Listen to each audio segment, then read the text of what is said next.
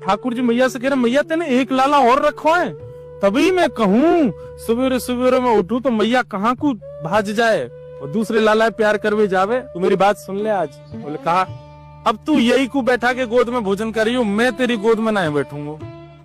तेने मुझसे इतना बड़ा भेद कैसे छुपाया हो मैया, मैं तेरी गोद में ना बैठूंगा।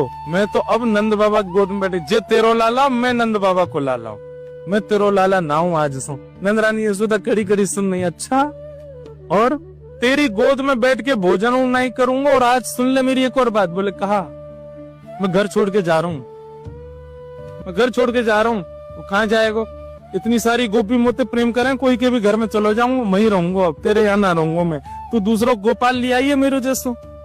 अब बीबी लालजी मैया कोई दूध पीवे तो ठाकुर जी कह रहे मैया तेरा दूध ना पीऊंगा, आज से तो मैं गैया के नीचे जाके वाके थन को मुंह में लेके पिया करूंगा, तेरा दूध आज से पीनो बंद।